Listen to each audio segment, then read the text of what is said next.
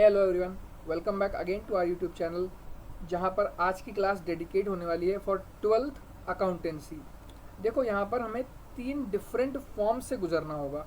Specifically अगर बात करें अकाउंटेंसी की, तो जो हमारे बोर्ड एग्जाम्स हैं उसको पॉइंट ऑफ व्यू रखते हुए जो अकाउंटेंसी पूरी 12th की है उसको 3 कैटेगरीज में डिवाइड किया गया है। क्या? पहली part A volume 1, volume 2 and next we have part B. तो in all total we have 3 books of accountancy in 12th, part A volume 1, volume 2 and part B. इसका क्लासिफिकेशन क्या है, एक एक करके चेक कर लेते हैं। पहला है पार्ट ए वॉल्यूम 1, जो है वो अकाउंटिंग फॉर पार्टनरशिप फर्म्स है।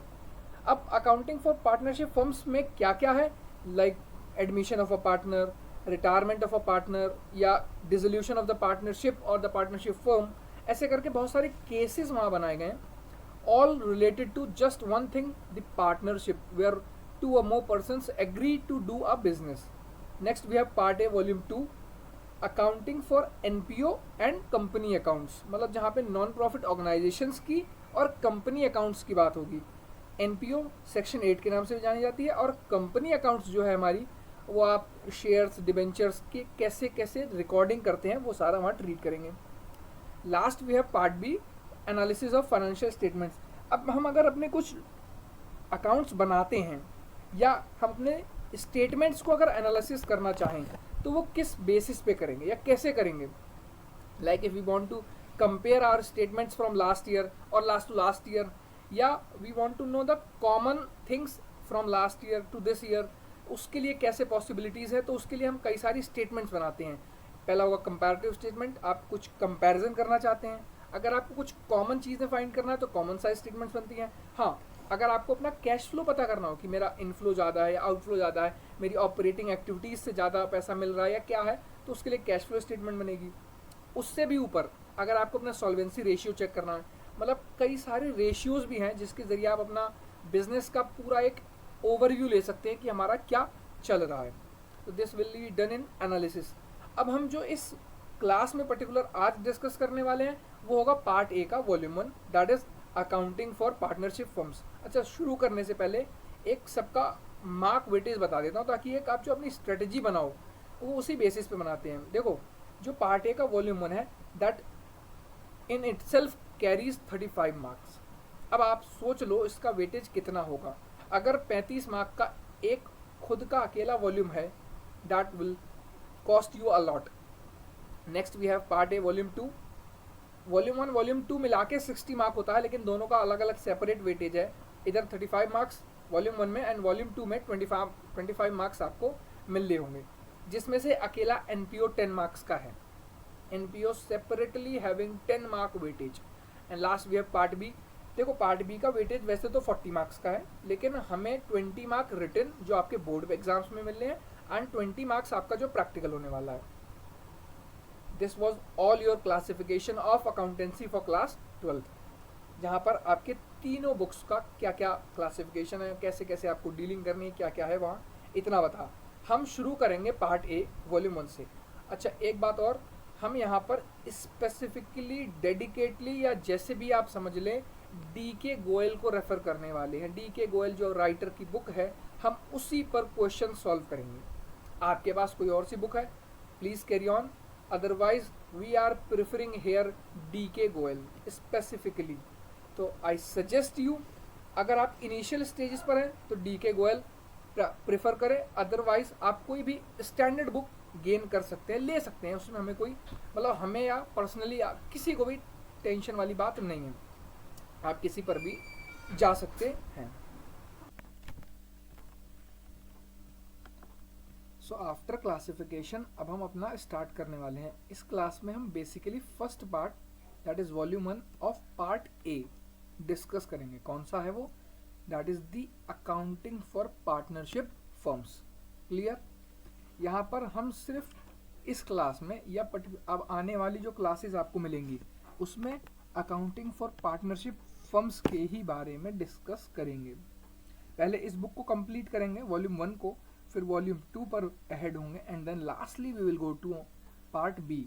सबसे ईजीएस्ट है part B in comparison part A and part A का वॉल्यूम 1 एंड वॉल्यूम 2 जो है उसके कंपैरिजन में पार्ट बी बहुत आसान, तो उसको कम टाइम में ख़त्म भी कर सकते हैं और इजीली कंसेप्ट ग्रास्प भी कर लेंगे। अब जैसे एक तो इसका वेटेज अच्छा खासा है एंड इसके जो चैप्टर्स हैं एक लेंदी हैं in comparison to other 2 books. ठीक, देखो पार्टनरशिप की बात आई तो इसकी मीनिंग, नेचर, करेक्टरिस्टिक्स, फीचर्स और सारा कुछ जानेंगे। लेकिन उससे पहले हम 11 तक क्या कर रहे थे? Sole proprietorship. 11 तक हमने सोल प्रोप्राइटरशिप की और अच्छा रिटर्न भी मिलता था, ऐसा भी नहीं हम लॉसेज में रहते थे या कुछ भी। तो ऐसी ज़रूरत क्या पड़ी कि उस फॉर्म से हटकर हमें एक नई फॉर्म क्रिएट करनी पड़ी? मतलब why was the need there for creating this partnership? तो सबसे पहले उस क्वेश्चन को टैकल कर लेते हैं कि what was the need for this partnership. हमें क्या ज़रूरत आई कि हमें पार्टनरशिप, मतलब एक या दो अकेले बंदे से बिजनेस ना संभाला गया और उसको 2 या 3 लोगों से मिलकर उस बिजनेस को चलाना पड़ा। तो basically soul trader has got limitations, उसकी कुछ रुकावटें हैं या जहाँ पर वो लिमिट हो जाती है उसकी कि अब इसके आगे सोल ट्रेडर नहीं कर सकता कुछ भी। तो उन्हीं लिमिटेशंस को दिमाग में रखते हुए एक नई फॉर्म क्रिएट की गई एंड दैट वाज पार्टनरशिप। पहले उन लिमिटेशंस को देख लेते हैं कि वो लिमिटेशंस आखिर थी क्या और इनका टैकलिंग पार्टनरशिप में कैसे हुआ। ठीक, सबसे पहली है लिमिटेड कैपिटल। भाई देखो अकेला बंदा कितनी कैपिटल इन्वेस्ट कर सकता है? लिमिटेड ही करेगा। उसी से अगला पॉइंट है limited skills as well. Capital तो चलो मान लो आप उसके पास पैसा कम था, स्किल भी तो लिमिटेड ही होंगी ना, किसी एक ही प्रोफेशन में या किसी एक स्पेशलाइजेशन में होगा, वो किसी एक ही स्किल के साथ होगा। हाँ, मल्टीटास्किंग हो सकता है या मतलब he will be good at managerial skills या लेबरिंग वर्क्स में, तो स्किल भी उसकी लिमिटेड हो सकती है। थर्ड पॉइंट लिमिटेड पोटेंशियल, उसकी कैपेसिटी भी तो लिमिट हो जाएगी ना। क्या अब आप उससे कहो कि मैं 48 घंटे काम करें, that will not be possible. उसकी पोटेंशियल है, कैपेसिटी है कि उतने पे ही वो काम कर पाएगा और कर सकेगा। फोर्थ पॉइंट लिमिटेड रिसोर्सेज, उसके रिसोर्सेज भी तो लिमिटेड हैं जहाँ से वो चीज़ों को लेगा। So keeping these 4 limitations business को प्रोसेस करने में या कैरी करने में दिक्कतें होने लगी थी। So to solve these limits new form came in existence and that was partnership. इन्हीं 4 को टैकल करने के लिए एक नई फॉर्म क्रिएट हुई एंड दैट वाज पार्टनरशिप। अब उसमें कैसे टैकलिंग हुई देखो, 1 से 2 हो जाएंगे तो कैपिटल बढ़ेगी। अब 2 लोगों के पास स्किल भी वेराइटी की होगी, पोटेंशियल भी बढ़ेगा and resources will also be increased. ठीक, अब देखते हैं इसका मीनिंग और नेचर क्या कहता है पार्टनरशिप का। Like what is the meaning of this partnership. सबसे पहली चीज, पार्टनरशिप जब क्रिएट हुई तो एक अलग एक्ट बन के पास हुआ था, ये किसी के क्रिएशन में नहीं आया था। This was separated by an act and that was the Indian partnership act 1932। Clear? Whole partnership is governed by that act, उसी एक्ट से गवर्न होती है और उसी के अंडर सारे रूल्स एंड रेगुलेशंस फ्रेम्ड है पार्टनरशिप के। क्लियर? आई होप यहाँ तक की चीज़ें क्लियर हैं अभी। अब पार्टनरशिप की डेफिनेशन क्या है? तो जैसे हर एक्ट में उसकी डेफिनेशंस गिवन होती हैं, ऐसी इसकी डेफिनेशन क्या थी? According to section 4 of the Indian partnership act 1932, जो सेक्शन 4 इंडियन पार्टनरशिप एक्ट 1932 में इसकी डेफिनेशन क्या डिफाइंड है देखो, इट इज द रिलेशन या partnership is the relation between 2 or more partners who have agreed to share profits and losses of business carried on by all or any of them acting for all। अब ये क्या मतलब हुआ? बहुत साफ शब्दों में, मतलब आसान शब्दों में, पार्टनरशिप एक रिलेशन है बिटवीन 2 or more persons, कह सकते हैं यहाँ पे पार्टनर ना करके पर्सन्स। और यहाँ बहुत बड़ी एक प्रॉपर्टी है कि वो हमेशा इंडिविजुअल मतलब लिविंग पर्सन होना चाहिए जो पार्टनरशिप में आ रहा है। Who have agreed to share profits and loss, जो प्रॉफिट या लॉस शेयर करेंगे किस चीज़ का? Of the business carried, business जो कैरी करेंगे उसका, ऑन बाई ऑल, या तो सब बिजनेस में साथ देंगे या any of them acting for all, उसमें से कोई एक सबके लिए काम कर रहा होगा। इसी डेफिनेशन से आप इसके फीचर्स भी डिराइव कर सकते हैं और किए भी हैं। देखो पहला फीचर क्या है, 2 और मोर पर्सन्स, 2 या उससे ज़्यादा पर्सन जब होंगे तो आप पार्टनरशिप कर पाएंगे। मतलब ये तो बेसिक नेसेसिटी है कि दो, एटलीस्ट 2 पर्सन्स, एक के साथ तो वो सोल ट्रेडिंग में हो जाएगा। जब एक से ज़्यादा यानी कि 2, minimum 2 persons are required for partnership. Next, agreement. जब वो 2 पार्टनर आ रहा है तो ये नहीं आए गले मिले हाथ मिला चाय पी बोले हो गई पार्टनरशिप, नहीं, आपको एक प्रॉपर रिटन एग्रीमेंट करना होगा। कंपल्शन नहीं है but you are advise to do the agreement. Third, profit motive. Any business has its motive of profit. कोई भी बिजनेस है तो उसका मेन मोटिव क्या है, no social service, only profits. अब फोर्थ, अगर प्रॉफिट मोटिव है तो प्रॉफिट जो होगा वो शेयर भी होगा, that too applicable for losses as well, sharing of profits and losses. Clear. Fifth, very most important point, mutual agency. Last line देखो डेफिनेशन की, क्या, business carried on by all और any of them acting for all, this is the mutual agency. क्या, कोई एक जाए सबको represent करने या सब रिप्रेजेंट करें किसी एक को। क्लियर। जैसे मान लेते हैं एक XYZ कंपनी है जहां पे ABC पार्टनर्स हैं, तो A रिप्रेजेंट करेगा XYZ company plus B and C partner को, या B and C partner plus XYZ firm represent करेगी A को। So that is mutual agency. मतलब एक किसी को रिप्रेजेंट करेगा, मतलब पूरी कम्युनिटी को, या पूरी कम्युनिटी किसी एक को रिप्रेजेंट कर रही होगी, and not just representing but they will be carrying their business in that way. Last point, sixth, representing principal as well as agent. हर पार्टनर अपनी फर्म का ओनर भी होता है एंड एजेंट भी होता है, ट्रेडर भी होता है, या मतलब सेलर भी होता है। He is the owner as well as the agent. Clear. I hope definition with features are clear. कोई भी अभी भी डाउट हो ना तो आप तुरंत कमेंट करिएगा, मैं लाइव चैट में देखता रहता हूँ कि किसके क्या डाउट्स चल रहे हैं, तो आप without any hesitation ask the doubts, we will sort out that. Next देखते हैं। देखो फीचर्स देख लिए, पार्टनरशिप की डेफिनेशन देख ली, अगला पॉइंट क्या हो सकता है, पार्टनरशिप बिना पार्टनर्स के अधूरी है। क्लियर। तो यहां पर जब पार्टनर के बिना पार्टनरशिप अधूरी है तो पार्टनर को मिलेगा क्या पार्टनरशिप आने से, वो जब पार्टनरशिप में आएंगे तो उन्हें क्या मिलेगा, तो वो जो मिलेगा वो यहां मिला रहे हैं हम लोग। ठीक, the rights of a partner in partnership firm. पहला बेसिक राइट है, every partner has the right to share profits और losses with other partners in the agreed ratio. आपका जो भी रेशियो एग्री हुआ है उस रेशियो में, अदरवाइज इक्वल रेशियो में सारा प्रॉफिट एंड लॉस डिस्ट्रीब्यूट करेंगे अमंग ईच। कोई पार्टनर रह ना जाए, किसी को ज़्यादा ना मिल जाए, इस कंडीशन का ध्यान रखते हुए। Clear. Second point, every partner has the right to take part in the conduct of the business. हर पार्टनर का राइट है कि वो जो बिजनेस का कोर्स, मतलब जो बिजनेस कैरी कर रहा है, वो सब उसमें पार्ट लेंगे। ऐसा नहीं कोई एक ही करेगा। हाँ, there may be dormant partners या स्लीपिंग पार्टनर्स जो नहीं लेना चाहते, but it's right of every partner to take part. Third, every partner has the right to be consulted in the matters related to partnership business.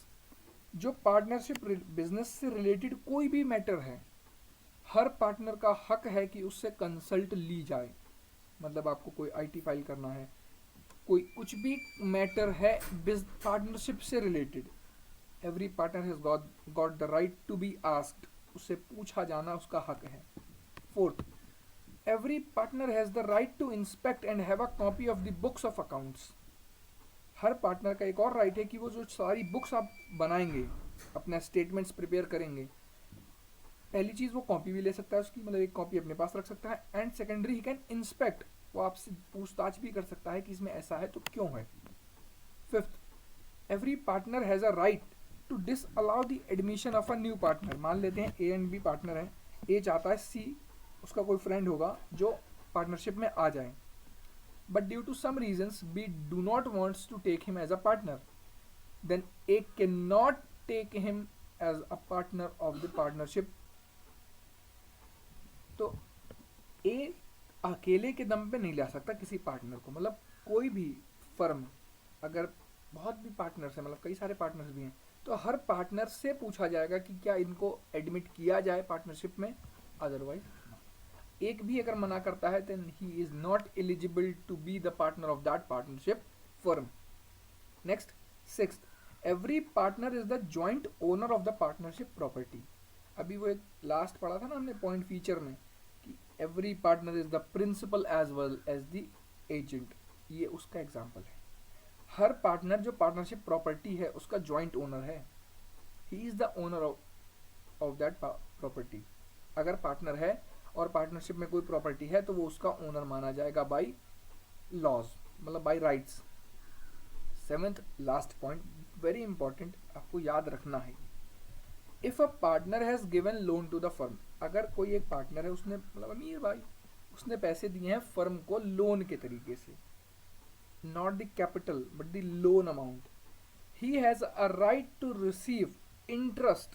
पहली चीज उसको interest मिलेगा at the agreed rate. अगर उसने अपना कोई रेट स्पेसिफाई किया है तो आप उस पर देंगे, otherwise if the rate of interest is not agreed then it is to be paid at 6% per annum. Clear? सारे राइट्स आपको क्लियर हैं कि किस पार्टनर को क्या क्या मिलेगा। ये किस पार्टनर की एक्चुअली बात नहीं थी, ये हर पार्टनर की बात थी। अब अगर राइट्स हम बता रहे हैं तो ये कहाँ लिखा हुआ है कि ये मिलना चाहिए, इसका क्या कंक्लूसिव प्रूफ है, क्या एविडेंस है? तो याद करो हमारी एक फीचर में था एग्रीमेंट। पार्टनरशिप का क्या होना चाहिए? एग्रीमेंट। तो ये सारा कुछ कहाँ मेंशन होता है? एग्रीमेंट में। क्या? As now we have discussed the rights duties of a partner, now how these obligations arise, ये कहाँ से अराइज होती हैं? So this comes from the agreement, ये एग्रीमेंट से आती हैं। Also known as the partnership deed, जिसको पार्टनरशिप डीड के नाम से भी जानते हैं। अब व्हाट इज दिस डीड, ये क्या है? Then partnership deed is a written document which contains the terms of agreement. ठीक, ये वह रिटन डॉक्यूमेंट होगा जहां पर सारी टर्म्स लिखी गई होंगी एग्रीमेंट की, कि ए और बी पार्टनर हैं, ए को सैलरी मिलेगा, बी को कमीशन मिलेगा, इतना इंटरेस्ट ऑन कैपिटल देंगे, इतना इंटरेस्ट ऑन ड्राइंग चार्ज करेंगे, ये मैनेजर्स कमीशन होगा, एंड इतना प्रॉफिट लॉस शेयर होगा इस रेशियो में 3:2 या 2:1 या इक्वल। तो जो सारी टर्म्स हैं पार्टनरशिप की, वो जहां भी लिखोगे उसको पार्टनरशिप डीड के नाम से जाना जाएगा। वाई इज दिस रिक्वायर्ड, इसकी जरूरत क्या है, क्यों है? So in order to avoid any misunderstanding and dispute this is done. अब देखो जैसे उसका एक राइट था ना कि वो बुक्स को चेक कर सकता है ना हर पार्टनर। मान लेते हैं ए और बी पार्टनर थे, बी गए बुक्स देखने, बी बोले हमें तो कोई सैलरी नहीं मिलती है, कोई कमीशन नहीं मिल रहा है, विदाउट पार्टनरशिप डीड की मैं बात कर रहा हूँ, जब कोई डीड नहीं थी तब। तो बी नाराज हो गए, बोले हम पार्टनरशिप छोड़ रहे हैं। सो वो मिसअंडरस्टैंडिंग या जो डिस्प्यूट क्रिएट हुए वो ना हो, इसलिए उससे पहले हम एक डीड क्रिएट कर देते हैं कि साहब आपको इतना सैलरी मिलेगा, इतना कमीशन मिलेगा, ये आपका प्रॉफिट रेशियो होगा। अगर आप एग्री करें तो ये एग्रीमेंट बनाएं। Clear? Next, is this necessary, क्या इसकी जरूरत है, या is this mandatory? So no, as per law there is no provision regarding this, मतलब कोई कंपल्शन नहीं है कि आपको एग्रीमेंट कराना ही है। According to the Indian partnership act 1932 there is no compulsion regarding this, but it is always advised to get registered so that the consequences of non-registration do not arise. अब अगर ये जो consequences of non-registration है law के point of view से discuss करूँ मैं, तो उसमें कई सारे अलग केसेस आते हैं। क्या क्या केसेस बन सकते हैं? जैसे एक आप, मतलब आप किसी पर केस नहीं कर सकते अगर आपकी डीड नहीं है, अगर आप रजिस्टर्ड नहीं है, बेसिकली डीड हो ना हो, आप रजिस्टर्ड नहीं है तो आप किसी के ऊपर केस नहीं कर सकते, आप अपने पार्टनर के ऊपर केस नहीं कर सकते। मतलब अगर वो चीट करता है, फ्रॉड करता है, then you all have to settle by yourself. तो इन सारे कॉन्सिक्वेंसेस से बचने के लिए ऐसा कहा जाता है कि आप अपना रजिस्ट्रेशन करा लें, एक एग्रीमेंट करवा लो। क्लियर?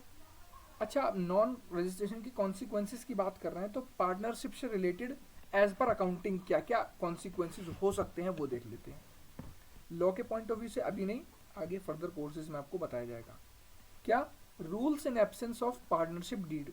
क्या रूल अप्लाई होगा जब पार्टनरशिप डीड नहीं होगी या एग्रीमेंट साइलेंट होगा। Clear?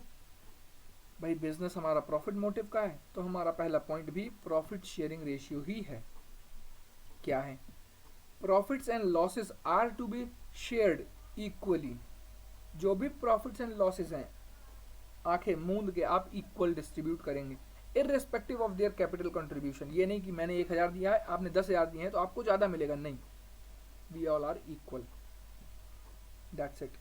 Interest on capital, no interest on capital shall be allowed to the partners. कोई इंटरेस्ट नहीं दिया जाएगा आपकी कैपिटल पे, चाहे 5 लाख दे दो, 5 करोड़ दे दो। Clear? If there is a provision for the interest on capital, हाँ, ये तो जब पहली लाइन क्या थी, no interest will be provided on capital, कब? जब डीड साइलेंट है, मतलब आपने कोई एग्रीमेंट नहीं कर रखा है। अगर आपने एग्रीमेंट करा भी है, if you have did your agreement, then also there is a provision, अगर प्रॉफिट हुआ है फर्म में तो ही इंटरेस्ट ऑन कैपिटल मिलेगा, otherwise you will not be entitled to get any interest on capital. Clear? एक केस यहां पर अलग हो जाता है, अगर आप एग्रीमेंट करते हैं और वहां लिख देते हैं that interest on capital is a charge, तब तो आपको मिलनी ही मिलनी है वो, आइदर फ्रॉम प्रॉफिट्स और फ्रॉम लॉसेज एज वेल। ठीक, ये था इंटरेस्ट ऑन कैपिटल का case. Third point, interest on drawings. भैया अगर हमें इंटरेस्ट ऑन कैपिटल नहीं मिल रही है तो हम पागल तो है नहीं जो इंटरेस्ट ऑन ड्रॉइंग पे करेंगे। हम ड्रॉइंग्स पे भी कोई इंटरेस्ट नहीं देंगे, जब हमारी कोई इनकम नहीं तो एक्सपेंस क्यों कर देंगे हम उनके लिए। यानी कि अगर डीड साइलेंट है तो जो कैपिटल और ड्रॉइंग का इंटरेस्ट है वो नहीं मिलेगा, मतलब ना मिलेगा ना दिया जाएगा। Fourth point, salary to a partner. Partner को कोई भी रेम्यूनरेशन मिलेगा, अब that can be a salary और a commission. So no partner is entitled to any salary और commission for taking part in running the firm's business. Business को चलाने में आपको कुछ नहीं मिलेगा, आप कुछ भी कर लें। Fifth, interest on loan. ये अच्छा प्रोविजन है। बोले आपने अगर लोन दिया है तो आपकी तहजीब की जाएगी, बोले आपको बहुत सिर आंखों पे रखा जाएगा और 6% पर एनम पे इंटरेस्ट भी पे ऑफ किया जाएगा। Even if there are losses, अगर घाटा भी है कंपनी को तब भी हम आपका इंटरेस्ट जरूर देंगे। किस चीज का? लोन का। क्लियर? तो interest on loan will be payable eight 6% per annum even if the company or the firm is in losses. Admission of a new partner. Without the consent of all the existing partners, no new partner can be admitted to the firm. बिना सभी partner के consent के आप नया partner नहीं introduce कर सकते हैं, दैट्स इट। अब यहाँ पर जो सभी लिखा है ना, तो उसमें कोई एक्सेप्शन नहीं है कि मतलब 5 हैं जो 4 से पूछ लिया, नहीं। 5 पार्टनर हो तो 5 की कंसेंट वहाँ अवेलेबल होनी चाहिए, otherwise that new partner will not be admitted to the firm. Seventh, each partner can participate in the conduct of business. Her partner का ये रूल है, आइदर डीड है या नहीं है, वो कंडक्ट ऑफ बिजनेस में पार्ट करे। Eighth, each partner can inspect the books of firm and can take a copy of the same. ये तो अगर डीड है तब भी करता है और डीड नहीं है तो भी वो करेगा। क्या? जो आप बुक्स बनाएंगे उसकी वो कॉपी रख भी सकता है and he can inspect as well. Clear? तो अभी तक हमने जरूरत क्या थी पार्टनरशिप की, क्यों पार्टनरशिप को इंट्रोड्यूस किया गया वो डिस्कस किया। Then what was the meaning, feature या नेचर जो भी आप कह सकते हैं वो डिस्कस किए। एंड देन वो राइट्स ऑफ अ पार्टनर को डिस्कस किया कि पार्टनर की क्या क्या राइट्स होंगी पार्टनरशिप में आने के बाद। अब वो राइट्स कहाँ मिलेंगी? तो वो राइट्स जहाँ मिलेंगी वो पार्टनरशिप डीड कहलाएगा। अगर पार्टनरशिप डीड ही गायब हो जाए, साइलेंट हो जाए, कुछ बोले ही ना बेचारी, या कोई एग्रीमेंट ही ना हो, तब क्या होगा? तो वो रूल्स भी हमने डिस्कस किए कि अगर रूल्स कौन कौन से अप्लाई करोगे जब डीड साइलेंट है या डीड एब्सेंट है, बेचारी चली गई घर पे, लेके नहीं आएगा। ठीक, now we will move on to the accounting procedure for partnership,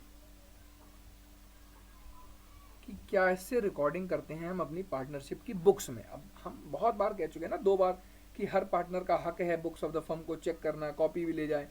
तो कैसे वो बुक्स बनती हैं उसका डिस्कशन अब होगा। कुछ भी अलग नहीं है रिकॉर्डिंग में, जैसे हम ट्रेडिंग और सोल्ड प्रोप्राइटरशिप में कर रहे थे। क्या करते थे? एक ट्रेडिंग अकाउंट बनता था सुंदर सा, फिर एक प्रॉफिट लॉस बनाते थे उसके बाद, और बस डायरेक्टली पोस्ट कर देते थे बैलेंस शीट में। ये काम आप यहाँ भी करेंगे। क्यों भैया? पार्टनरशिप क्या है? एक बिजनेस है, एंड बिजनेस के लिए trading account, profit and loss account and balance sheet are the essential elements या statements that you have to prepare, या the accounts you have to prepare. तो ये 3 चीज़ें तो आपसे छूटने नहीं वाली। तो यहाँ क्या डिफरेंस अराइज होगा? तो यहाँ पर वो डिफरेंस अराइज होगा आपका प्रॉफिट एंड लॉस अकाउंट के बाद और बैलेंस शीट से पहले। Clear? Profit and loss account के बाद एंड बैलेंस शीट से पहले 2 अकाउंट्स आपको फॉर्म करने पड़ेंगे। प्रॉफिट एंड लॉस के बाद profit and loss appropriation account बनाओगे, उस एप्रोप्रिएशन अकाउंट के बाद एक पार्टनर्स कैपिटल अकाउंट बनाओगे, and then you have to go to the balance sheet. Clear? मतलब प्रॉफिट एंड लॉस अकाउंट का बैलेंस आप profit and loss appropriation account में ट्रांसफर करेंगे, फिर वहां जो P&L एप्रोप्रिएशन अकाउंट है वहां से आप अपना सारा बैलेंस कैपिटल अकाउंट में पार्टनर्स के ट्रांसफर करेंगे, फिर वहां से वह बैलेंस शीट में ट्रांसफर होगा। Partners capital account balance sheet में जाएगा। ये बात यहाँ तक क्लियर है? एक बार रीडिंग लगा देते हैं। Here also we will prepare the same accounts as we did in sole trading, like the trading and P&L account and the balance sheet.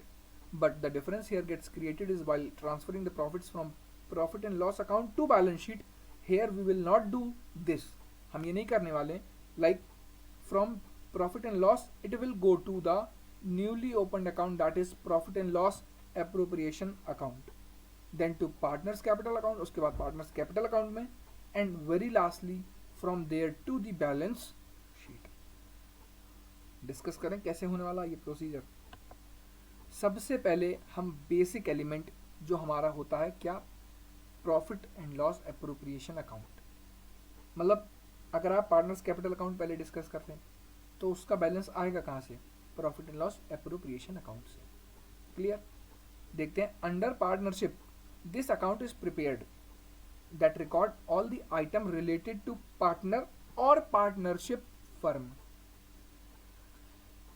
जब भी profit and loss appropriation account की बात होगी तो आप एक बात याद रखिएगा, हमेशा और हमेशा एंड हमेशा वह पार्टनर या पार्टनरशिप के बीच की ट्रांजेक्शन्स को डील कर रहा होगा, and not just the transaction के नहीं कह सकते आप, जो पार्टनर को मिलना होगा, जो डीड में लिखा होगा कि इतनी सैलरी इन्हें देनी है, इतना कमीशन, इतना प्रॉफिट, तो ये उन सबका डिस्ट्रीब्यूशन करने वाला अकाउंट क्या होगा? Profit and loss appropriation account.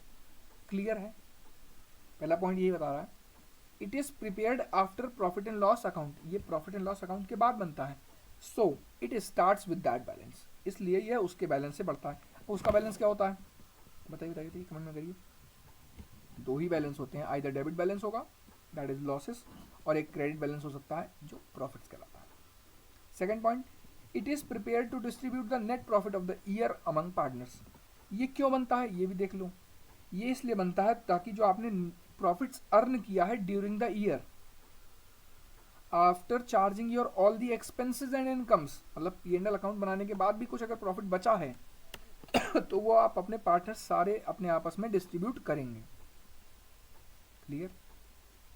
सारे पार्टनर्स अपने आपस में डिस्ट्रीब्यूट करेंगे, तो जो वो डिस्ट्रीब्यूशन होगा ना वो एक अकाउंट के जरिए होगा, and that is profit and loss appropriation account.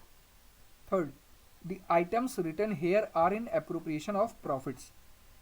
यहाँ पर जो आइटम्स आप लिखेंगे वो प्रॉफिट के एप्रोप्रिएशन में होंगे, मतलब अगर प्रॉफिट है तो लिखेंगे, otherwise they will be not written hair.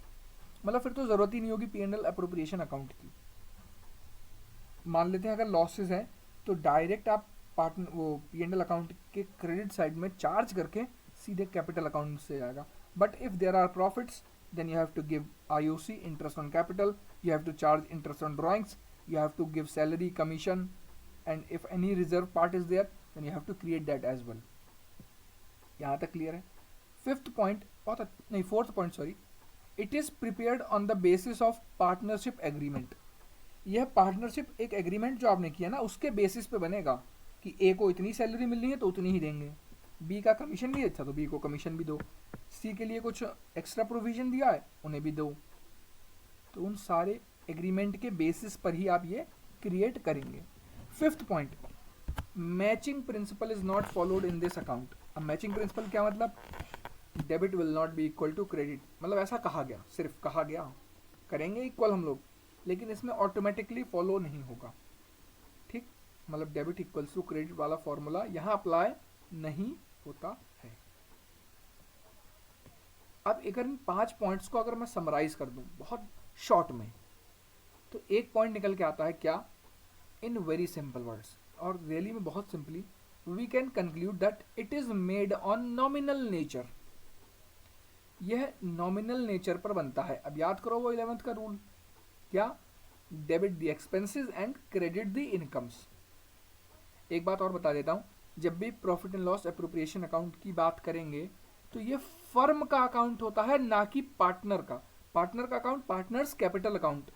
तो profit and loss appropriation account का नेचर जब चेक करना है तो फर्म को पॉइंट ऑफ व्यू में रखना कि ये फर्म के लिए बना रहे हैं. ठीक, तो फर्म के जो एक्सपेंसेस होंगे उनको डेबिट करेंगे, फर्म के लिए जो इनकम होगी वो क्रेडिट कर दी जाएगी. इसी पॉइंट को डिस्कस करने के लिए सबसे पहले हम इसकी जर्नल एंट्रीज देख लेते हैं कि कौन कौन सी जर्नल एंट्रीज यहाँ पास करेंगे. अगर जर्नल एंट्री आपको क्लियर हो जाती हैं then ledger posting is much easier then actually it has been done here. Before having a go on the specimen of the account, first let's discuss the journal entries to be passed because through journals only ledger posting can be done. बिना journals के हम ledger posting तो कर ही नहीं सकते. पहला ही point है interest on capital का, बहुत शानदार. और 5 पॉइंट्स अगर आपने अच्छे से समझ लिए तो पूरा पीएल अप्रोप्रिएशन अकाउंट आपका तैयार बैठा है. और इसीलिए हम इन 5 पॉइंट्स को अलग अलग डिस्कस करेंगे एक सेपरेट में. ये नहीं एक ही साथ सबको लपेट दिया, नहीं. 5 पॉइंट्स हैं, 5 वीडियो आपको मिलेंगी. इंटरेस्ट ऑन कैपिटल की अलग, ड्राइंग्स की अलग, सैलरी और कमीशन की अलग, एक अलग रिजर्व्स की अलग एंड प्रॉफिट्स का ट्रीटमेंट अलग करके. उसके बाद भी अगर कुछ मिसलेनियस प्रॉब्लम बचती हैं वो भी डिस्कस करेंगे, कुछ भी छोड़ने वाले नहीं हैं. पहला है इंटरेस्ट ऑन कैपिटल. देखो जब अलाउ करते हैं पार्टनर्स को तो क्या पार्टनर के लिए क्या होती है वो इनकम, तो आप पार्टनर्स कैपिटल अकाउंट को क्रेडिट कर दो क्योंकि पार्टनर को मिलने वाली है. तो interest on capital account debit to partners capital account. Main मुद्दा कहाँ आता है, जब आप इसको ट्रांसफर करेंगे अपने एप्रोप्रिएशन अकाउंट में. अब एप्रोप्रिएशन अकाउंट बनता किसके लिए, फर्म के लिए. तो ये चेक करो इंटरेस्ट ऑन कैपिटल फर्म के लिए क्या है. साफ शब्दों में देख लो, इंटरेस्ट ऑन कैपिटल फर्म किसी को पे करेगी, पार्टनर को पे करेगी. किसी को क्या, पार्टनर को पे करेगी. तो फर्म के लिए एक्सपेंस हुआ, यानी कि इंटरेस्ट ऑन कैपिटल किस साइड लिखा जाएगा, डेबिट साइड में. तो आप बहुत अच्छे से सुंदर से लिख दीजिए profit and loss appropriation account debit to interest on capital account. Clear. Next, interest on drawings. जैसे इंटरेस्ट ऑन कैपिटल पे कर रही थी फर्म, ये इसके लिए एक इनकम का सोर्स है. मतलब जब पार्टनर कोई ड्राइंग्स करेंगे तो उस पर इंटरेस्ट जो चार्ज होगा. अब पार्टनर के लिए क्या है, ये एक एक्सपेंस है. तो पार्टनर का कैपिटल अकाउंट क्या होगा, डेबिट, यानी कि partners drawings account debit to interest on drawings account. Capital account तो डेबिट नहीं होगा, कैपिटल अकाउंट भी डेबिट करते हैं इंटरेस्ट के लिए जब वो चार्ज होगा, लेकिन बेसिकली ये ड्राइंग्स से चार्ज होता है. क्लियर. और लेंगे कहाँ से आप, ये कैपिटल अकाउंट में से ही निकलेगा. नेक्स्ट, ऑन क्लोजिंग, जब इसकी क्लोजिंग करोगे, interest on drawings account debit to P&L appropriation account. अब फर्म के लिए क्या हो गया भाई, इंटरेस्ट उसको मिलेगा, रिसीविंग होगी उसकी. तो फर्म के लिए एक इनकम है और इनकम्स आर क्रेडिटेड. क्लियर. तो इस वजह से P&L एप्रोप्रिएशन क्रेडिट साइड आया है. थर्ड पॉइंट, सैलरी और कमीशन. ऑन अलाइंग, जब आप सैलरी अलाउ कर रहे हैं पार्टनर्स को तो पार्टनर के इनकम है तो उनके क्रेडिट साइड में लिखेंगे, तो पार्टनर सैलरी और commission account debit to partners capital account. अब लास्ट जब क्लोज करोगे तो फर्म के लिए क्या है, ये एक्सपेंस है, और जब एक्सपेंस है तो डेबिट साइड में लिख देंगे क्या, profit and loss appropriation account debit to partners salary और कमीशन अकाउंट। बताइए कोई डाउट्स यहाँ तक? जो ये इंटरेस्ट ऑन ड्राइंग्स है ना, ये चार्ज करते टाइम यहाँ पर आप एक पॉइंट और कंसीडर कर लीजिएगा, क्या partners capital account debit to interest on drawings account, क्योंकि हम ये कैपिटल से ही चार्ज करेंगे उसकी। आगे बढ़े। अब अगला है, 3 पॉइंट तो हमने डिस्कस कर लिए, क्या पार्टनर्स को अगर मिल रहे थे, हम अपनी कुछ लाइबिलिटीज़ को भी चेक करते रहते हैं ना कि हमारी कोई अनफोर्सिन लाइबिलिटी बाद में क्रिएट ना हो जाए, तो उसके लिए क्या करते हैं, हम एक रिजर्व क्रिएट करते हैं। अच्छा, रिजर्व का इन जनरल क्या मतलब है, आप अपना एक खर्चा बढ़ा रहे हो, हाँ अभी तो ये खर्चा ही है क्योंकि आपको पता नहीं लाइबिलिटी होगी भी या नहीं होगी, तो फर्म के लिए तो एक्सपेंस है क्योंकि out of profit he create होगा। अब अगर एक्सपेंस है तो डेबिट कर दो, यानी profit and loss appropriation account debit to reserve account. Clear? 4 चीजें जैसे ही आप लिखोगे अकाउंट में, आपका अकाउंट पूरा हो जाएगा। And fifth thing you have to consider is the excess balance of either sides, मतलब किसी भी साइड का जो एक्सेस बैलेंस बचा होगा उसका ट्रीटमेंट अब करेंगे। क्या मैं पहले कंसीडर कर रहा हूँ एक्सेस ऑफ क्रेडिट, मतलब आपका क्रेडिट साइड का टोटल ज़्यादा आया है, मतलब क्या होगा इसका, आपका प्रॉफिट हुआ है। ठीक, प्रॉफिट हुआ है तो अब बैलेंसिंग किस साइड में होगी, डेबिट साइड में, ऑब्वियस सी बात है बैलेंसिंग होगी। उस साइड में क्या करेंगे आप, profit and loss appropriation account debit to partners capital, मतलब पार्टनर्स के कैपिटल अकाउंट या करंट अकाउंट को डेबिट कर देंगे। क्लियर?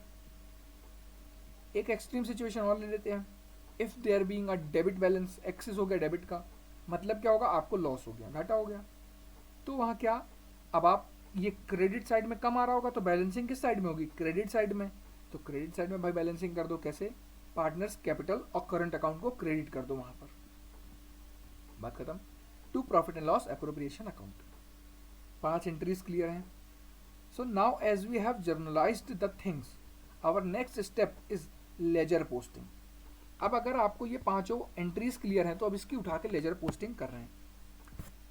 बहुत सिंपल है, जहां भी profit and loss account, profit and loss appropriation account debit हुआ है, उसका क्रेडिट साइड वाला नाम लेके आप उसको डेबिट साइड में लिख दो। जैसे एक एंट्री थी, profit and loss appropriation account debit to salary और कमीशन अकाउंट, या टू पार्टनर सैलरी और कमीशन अकाउंट। देखो, to salary of a partner, to commission to partner, to interest on partners capital, to reserve account, 4 चीजें debit में आ गई। Credit side देख लेते हैं, क्या, by profit and loss account, ये वो बैलेंस होगा जो एक्सेस आ रहा होगा आपके प्रॉफिट एंड लॉस अकाउंट से। क्लियर? इसका लॉस का भी केस बन सकता है, अगर मैंने यहाँ एज्यूम किया है प्रॉफिट है तो क्रेडिट साइड से स्टार्ट किया है, but if in case there are losses then please start from debit side. ठीक, नेक्स्ट, मतलब उसका अगला पार्ट क्या, बाय इंटरेस्ट ऑन ड्राइंग्स, उसकी इंटरेस्ट मतलब कुछ ड्राइंग्स पे इंटरेस्ट भी है तो वो आप क्रेडिट साइड लिख रहे थे, फिर बैलेंसिंग कर दीजिए। अब एक इंपॉर्टेंट पॉइंट क्या, debit side contain all the expenses for the firm, firm के जो सारे एक्सपेंस है वो डेबिट साइड में है, और credit side contains all the incomes of the firm.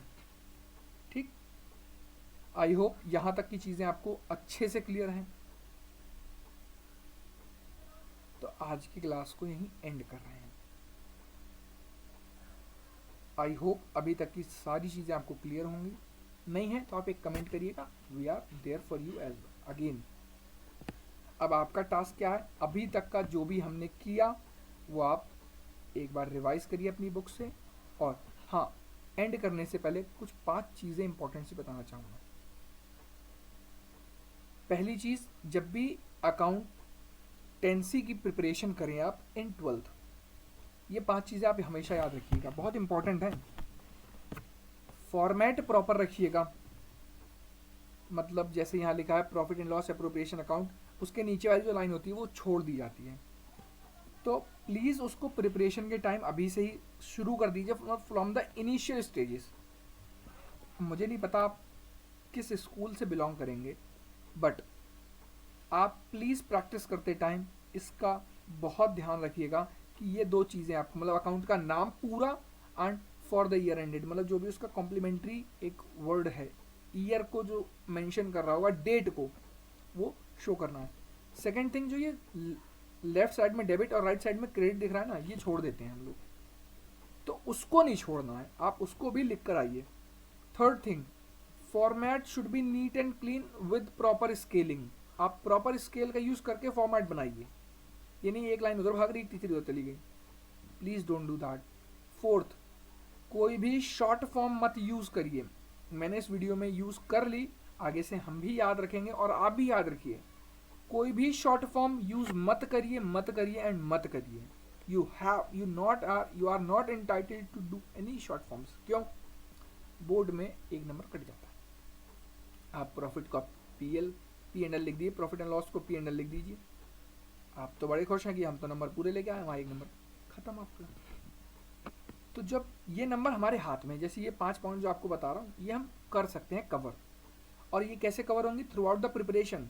आप कोई शॉर्ट फॉर्म यूज़ ना करिए, आप कोई रॉन्ग फॉर्मेट ना बनाइए कि बोले रफ में बना रहे हैं, अच्छा ये हो जाएगा, एग्जाम में सब कर देंगे, एग्जाम प्रेशर में कुछ नहीं कर पाओगे और छूट जाएगा। एंड लास्ट फिफ्थ थिंग, जो आप टोटलिंग करें ना इन अकाउंट्स की, प्रॉपर कर दें, मतलब वहाँ पे डबल लाइन टिक कर दें। तो ये जो 5 पॉइंट थे, बेसिक थे, पता आपको भी हैं, बस करते नहीं है, मक्कारी कर रहे हैं। सो उसका ध्यान रखिएगा। और I sign off from here नहीं कहेंगे, I sign off from this class right now. अभी के लिए हम साइन ऑफ कर रहे हैं। मिलते हैं अगली वीडियो में इसी के अकाउंटेंसी के ही, जहाँ पर अब 5 वर्किंग नोट पे हम काम कर रहे होंगे। पहला इंटरेस्ट ऑन कैपिटल, मतलब पहला क्या, अब जो भी ऐसा प्लान होगा वैसा, interest on capital, interest on drawing, salary commission, profit और रिजर्व क्रिएशन का। और अगर कुछ मिसलेनियस क्वेश्चन बचेंगे तो उसकी भी एक सेपरेट वीडियो आपको मिलेगी। अगर ये 5 पॉइंट्स आपने सीख लिए तो एक ही दिन में आप पूरा profit and loss appropriation account बनाना सीख जाएंगे। तो एक एक करके सारा डिस्कस करेंगे, बहुत आराम से चलेंगे, कोई जल्दबाजी नहीं होगी और आराम से सीखेंगे। So thank you for watching us. और अगर सीखना है तो आपको हमसे ट्यून्ड रहना पड़ेगा, कनेक्टेड रहना पड़ेगा।